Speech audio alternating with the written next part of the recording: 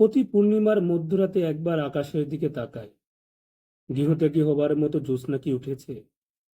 আমি সিদ্ধার্থের মতো গৃহত্যাগী জ্যোৎস্নার জন্য বসে আছি, যে জ্যোৎস্না দেখা মাত্র গৃহের সমস্ত দরজা খুলে যাবে, ঘরের ভিতর ঢুকে পড়বে বিস্তৃত প্রান্তরে হাঁটবো হাঁটবো আর হাঁটবো। পূর্ণিমার চাঁদ স্থির হয়ে থাকবে মধ্য আকাশ, চারিদিক থেকে বিবিধ কণ্ঠে ডাকবে আয় আয় আয়। আমি যে কবিতাটি এখন পড়লাম, কবিতাটি হুমায়ুন আহমেদের উপন্যাস কবি উপন্যাসে উল্লেখিত আছে।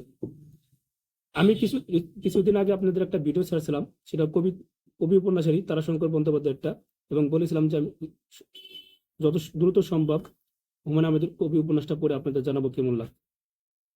আমি যদি এক লাইনে বলতে চাই যে এই কবি উপন্যাসটা আমার কাছে কেমন লাগে, তাহলে বলতে হবে জীবন বড় রহস্যময়। আমাদের জীবন কিভাবে চলবে তার সামনেটুকু আমরা দেখতে পাই না। এই গল্পটি মূলত একজন কবির কবির কবি হয়ে ওঠা এবং তার জীবনযাপন এবং তার প্রেমের গল্প। কবিতা এই কবি উপন্যাসটি মূলত আত্মহারা এবং নিতুর গল্প, এবং এই গল্পটা এক কেন্দ্রিক না, বহুমাত্রিক উপন্যাস।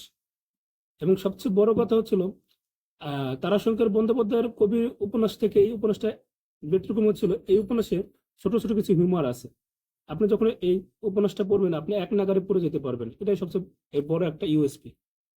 এবং সাথে এই এখানে খুব সুন্দরভাবে হুমায়ুন আহমেদের সবচেয়ে বড় একটা বিখ্যাত জিনিস হচ্ছিল উনি আমাদের বাঙালি মধ্যবিত্ত পরিবারের সাইকোলজিটা ধরতে পারতেন, এবং সেটাই উনি ওনার গল্পে উপন্যাসে খুব ভালোভাবে উঠিয়ে আনতে পারতেন। আমার কাছে মনে হয়েছে এই পুরো কবি উপন্যাসটাই উনি একজন মধ্যবিত্ত কবির তার সাইকোলজি এবং তার জীবনযাপন এবং তার প্রেম ভালোবাসা সবকিছু এই উপন্যাসে সুন্দরভাবে তুলিয়ে আনছেন। তো এই হলো আমার কবি উপন্যাসটা, আপনারা পড়ে দেখতে পারেন। অসাধারণ একটা উপন্যাস।